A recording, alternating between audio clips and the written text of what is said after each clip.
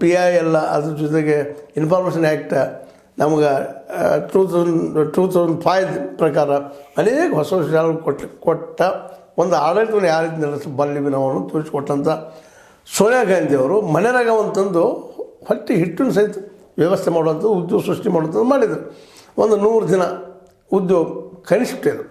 ಆದರೆ ಇವತ್ತು 60, 70, ಕಡೆಗೆ 27 ಥರ ಬದಲಾಗ್ತಿದ್ದು ನೆನಪಿಸ್ಕೊಂಡಾಗ ಇದು ಅಟರ್ಲಿ ಸಂಪೂರ್ಣವಾಗಿ ಫೇಲ್ ಆಗಿದೆ ಅನ್ನೋದು ಇವತ್ತು ನಮ್ಮ ಸ್ಥಾಯಿ ಸಮಿತಿ ಕಮಿಟಿ ಅದರಲ್ಲಿ ಮುಖ್ಯವಾಗಿ ಗ್ರಾಮೀಣಾಭಿವೃದ್ಧಿ ಮತ್ತು ಪಂಚಾಯತ್ ರಾಜ್ ಇಲಾಖೆ ಸಂಸದೀಯ ಸ್ಥಾಯಿ ಸಮಿತಿ ಅವರು ಇವತ್ತು ಅದನ್ನು ಕಳವಳ ವ್ಯಕ್ತಪಡಿಸ್ತಾ ಇದೇ ರೀತಿ ಮುಂದುವರೆದ್ರೆ ಗ್ರಾಮೀಣ ವಲಯದಲ್ಲಿ ನಿರುದ್ಯೋಗ ಹೆಚ್ಚಾಗ್ತದೆ.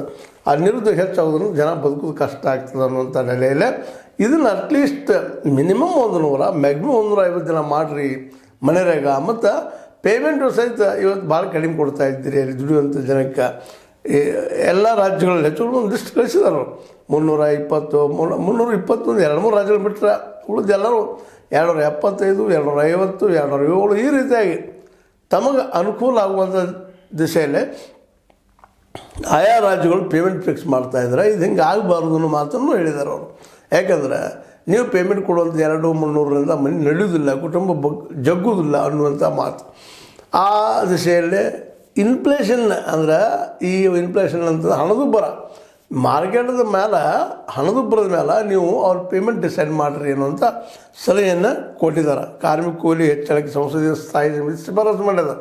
ಮಿನಿಮಮ್ ಅಷ್ಟೇ ಮಾಡ್ರಪ್ಪ ನೀವು ಕೊಡ್ರಿ ಅಂತೇಳಿ ಅಂದ್ರೆ ಅವ್ರು ಬದುಕೋಕೆ ಅನುಕೂಲ ಹಂಗೆ. ಯಾಕಂದರೆ ಇವತ್ತೆಲ್ಲ ಮಾರ್ಕೆಟ್ ತುಟ್ಟಿ ಹೈಕ್ ಅದ.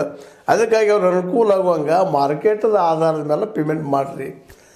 ಇದು ಸಜೆಷನ್ದಷ್ಟ ಇನ್ನೂ ಬಂದಿಲ್ಲ, ಬರೋ ಸಾಧ್ಯತೆಗಳು ಇಲ್ಲ. ಅದು ನೋಡೋಣ ಮುಂದೇನಾಗ್ತದೆ. ಬಟ್ ಈಗ ಮಾತ್ರ 200-300 ಒಳಗೆ ಹೊರಗೆ ಎಲ್ಲ ಕಡೆ. ಮತ್ತು ಆ ಮತ್ತು ದಿನಗಳು ಮತ್ತು ಕಡಿಮೆ, 100 ದಿನ ಇಲ್ಲ. ಯಾರಿಗೆ 50 ದಿನ ಸಿಗ್ತದೆ, ಯಾರಿಗೆ 25 ದಿನ ಸಿಗ್ತದೆ, ಯಾರಿಗೆ 70 ದಿನ ಸಿಗ್ಬೋದು. ಆದರೆ 100 ದಿನಗಳು ಮಾತ್ರ ಉದ್ಯೋಗಗಳು ಇಲ್ಲ ಅನ್ನುವಂಥದ್ದು.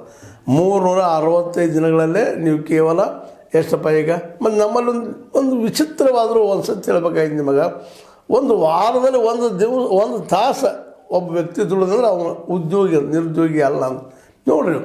ಬಡವರ ಒಂದು ಉದ್ಧಾರ ಮಲ್ಟಿ ಡೈಮೆನ್ಷನಲ್ ಪಾವರ್ಟಿ ಅಪ್ಲಿಫ್ಟ್ಮೆಂಟ್ ಅಂತ ನಾವು ಕರ್ಕೊಳ್ತೀವಿ. ಇದು ನಮ್ಮ ಮೋದಿಯವರ ದೊಡ್ಡದಂಥ ಸ್ಲೋಗನ್. ಅಂದ್ರೆ ನಮ್ಮ ದೇಶದಿಂದ ನಾವು ಈಗಾಗಲೇ 25 ಕೋಟಿ ಜನರ ಬಡತನವನ್ನು ನಿವಾರಿಸಿದ್ದೀವಿ ಅಂತ